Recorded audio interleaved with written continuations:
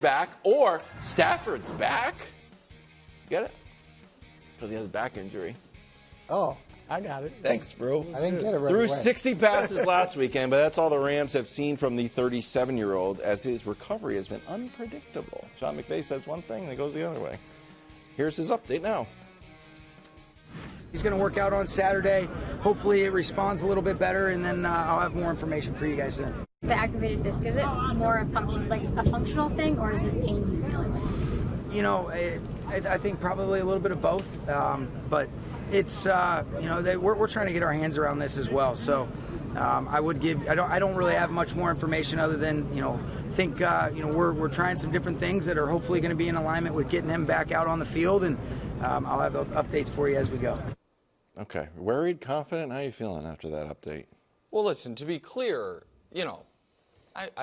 I had a nice fling with the Rams last year. Yeah. It doesn't mean I have any. Oh, here you. It just doesn't mean. What do you mean? Dumping it. He's about to dump him. What do you mean dump him? It's like a summer girlfriend. Like it doesn't. Camp girlfriend. Yeah, exactly. It meant a lot to them. Thank you. It meant a lot to them. Well, I mean, To you, it wasn't much. Someone always gets hurt. I set the expectations very clear from the beginning.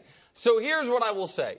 Obviously, if instead of Matt Stafford, voted on by 50 of NFL intelligentsia as a top 5 tier 1 quarterback. Mm-hmm. Instead of Matt Stafford playing quarterback, they have this guy playing quarterback, which is post-Niners Jimmy G. Super Bowl. Post-Niners Jimmy G.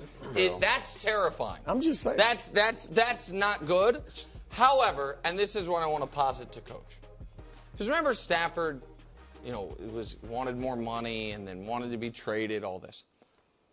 Is it on the board that part of the negotiation to get him to come back, in addition to money, was like, hey, and training camp? Oh, what a take! We're gonna have your load be very light, and we're not going to have it. We're not going to put out there, you're on the Roger Clemens plan. So you're back and but just we'll ramp you up at the end. Is it on the board that this is the rare NFL injury that is being overplayed?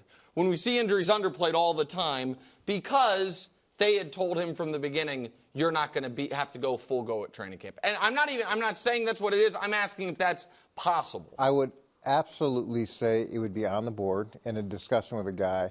However, in watching this press conference, I'm a lot more concerned than I was the last time we talked about it.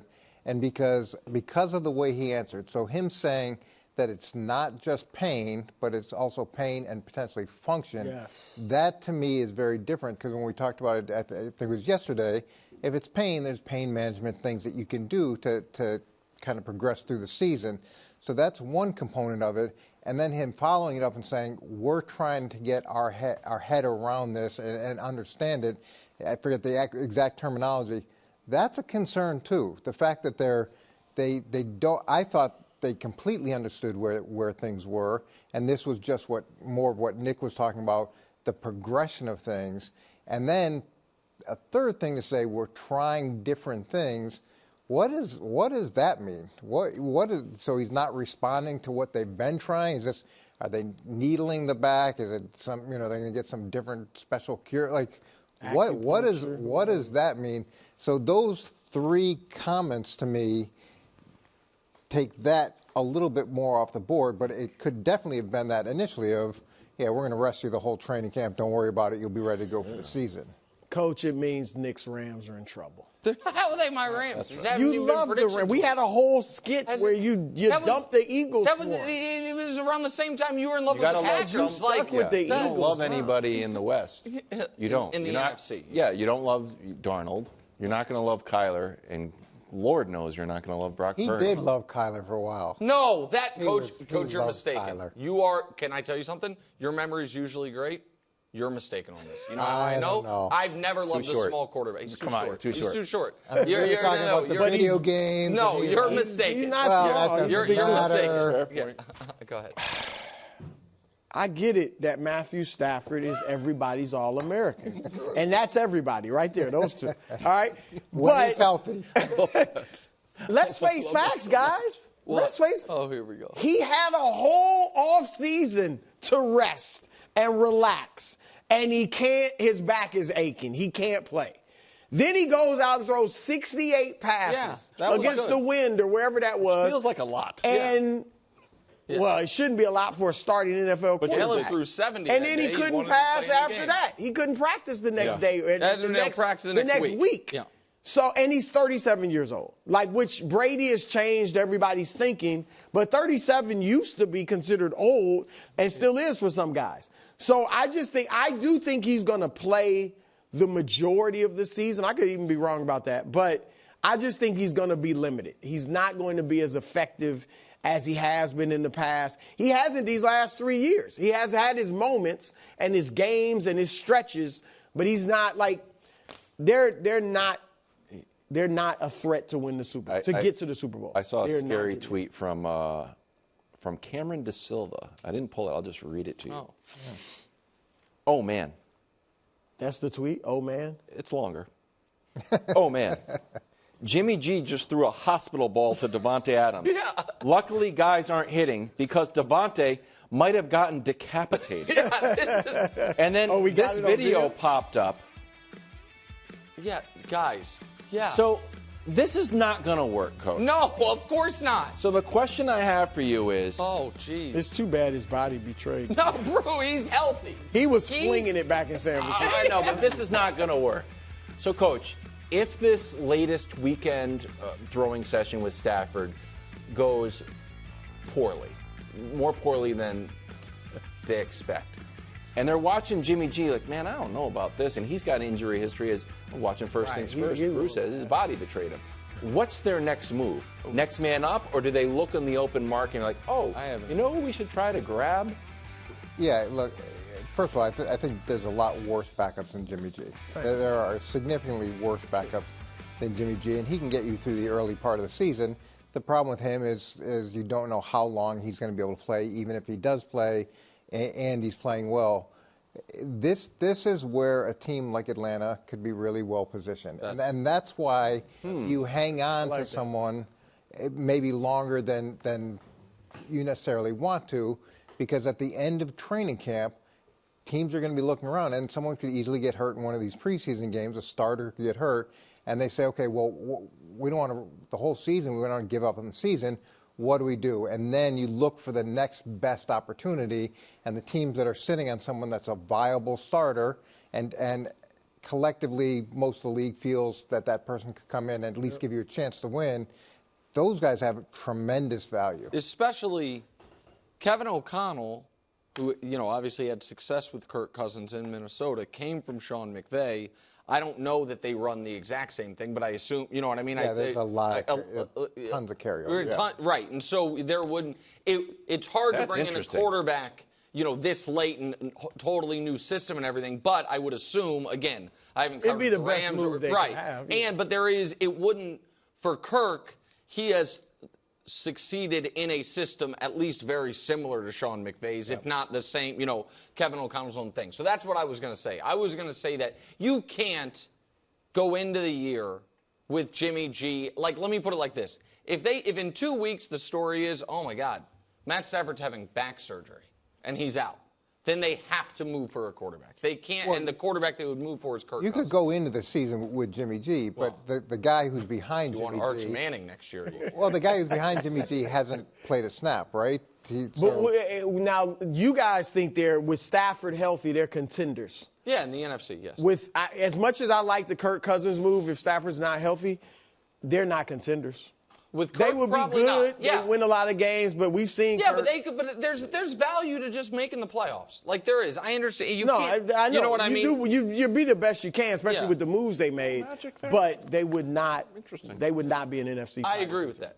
Let's head up to Northern California. Need a Tier 1 quarterback for that. Kyle Shanahan said this 49ers team reminds him of his 17 and 18 team. Uh-oh. A quick memory refresher. Those 17 and 18 teams stunk. Weren't that good? Take a listen. When we got here in 17, we knew we had a roster that we really had to completely change over. We did it all with draft picks. And to me, You know, you don't hit on every draft pick, but we hit on a lot, and we got some difference makers in there, and that kind of became the core of our group from 19 all the way till now. We got a group of players that are difference makers, some borderline Hall of Fame players too. But when you look at the rest of the roster, that's what reminds me a little bit more of 17 and 18, that we need to add a bunch of youth. We need to get guys who are younger, you know, so obviously we can afford to keep some of these players, also having to pay a quarterback and things like that. So whenever that happens, you do depend on young guys. My whole goal is that we get better throughout the year and find a way to hopefully get into those playoffs. And once you get into those playoffs, then you got a chance at anything. More from Kyle Shanahan. We'll play the full interview.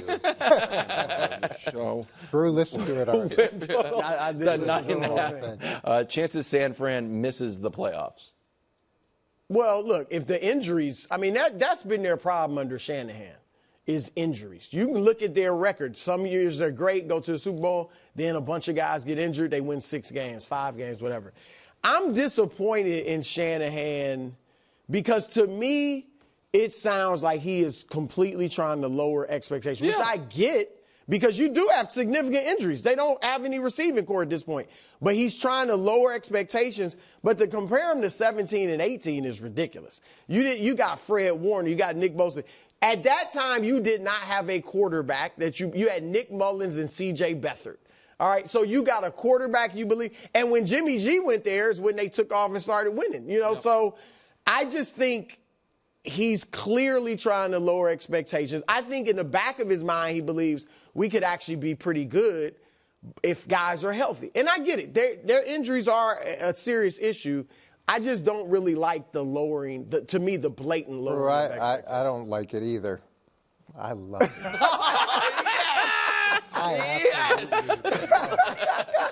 Well done, Coach. This is well exactly done. what he should be saying. So You do agree with me that he is lowering them, though. That's exactly what he's doing. 100%. He is establishing with the fan base and he's establishing with the ownership that this could be a really rocky season. So that's the way you go. You underpromise and you overdeliver. And they're in the type of situation where they had to go and replace a lot of guys defensively. So they're actually their team has the biggest discrepancy in age between their offense and their defense. So their offense is significantly old. It's older, and their defense is on the high end of the young side. And there's going to be some growing pains with that. But by him lowering the expectations, different than what Cam Ward did yesterday, where he tells us, we're going to be a top 10 offense. Okay, that makes no sense. I don't know if you saw it today. Cam said top 5 receiving core. Oh, yeah, why wouldn't you? Exactly. So, but they could easily miss the playoffs. And when you've got a quarterback on his first big contract, I talk about this all the time. That guy tries to press, and typically they don't hit anywhere near where they should because they're trying to be someone more than they need to be. You saw a bit of that last year when before the year he was like, I don't want to be like Brady and step on their throat in late games, and then he was throwing picks late in games. And that did happen. You see that? So that's an issue. We talked about the wide receivers. Ayuk's going to be out. Who knows what's going to happen with Jennings? You've got the older offense. Can CMC come back? Yeah. What happens with Trent Williams? You got Salah back, but it's a young group. So, yeah, there could be a lot of problems this season, and he's doing the right thing by lowering the expectations. So now if it hits, everybody's like, you did a great job with this group. Very Incredible job. Congratulations. You want to apologize to me? No, someone has to make the playoffs. Here's the thing. You want to apologize to me. For what? Nick is going to do predictions week. We're going to have a vacation week, then we're going to have predictions week. And you're going to come on for predictions week and say, NFC West, I don't see anyone making the playoffs. No, that's not true. Again, that's a terrible prediction about predictions week. That's not going to happen. However, I might have 2 teams make the playoffs from this division. Who knows? No way. We'll see. But, as I said a moment ago, would you like to apologize? For what? You know for what. Because you, to the audience and then privately in your office, mocked and scolded me for the scorching hot take a few weeks ago of, I think the Niners can miss the playoffs. And now their coach is like, hopefully we make the playoffs. That's joking. That's like calling that big guy tiny. No, he doesn't. I think not he real. is, like I said, I don't want to say disingenuous. I think Coach is right. He's just lowering the expectations, thinking if we're healthy, we're going to pop. Yeah, and then he's it's not, going to look he's great. not saying that to the team. And the point he was making is they had to turn over a lot of the personnel in those years, but they hit on a bunch of guys, and those guys all emerged. The other point that so he he made, was saying positive things while also setting the tone externally with just bring down what you're. he also kind of out of nowhere, for the first time ever, was like, yeah, and we had to pay the quarterback. Which was I thought that was he earned his money. But that's fine. But I mean, but nobody asked him that. He added. He's like, yeah, draft a bunch of new guys, got to pay the quarterback. Interesting stat to commercial break. This century, teams with the easiest schedule, which the 49ers have missed the playoffs 62% of the time. Thanks for watching. Subscribe here to get more from the show and to check out clips from other shows on FS1.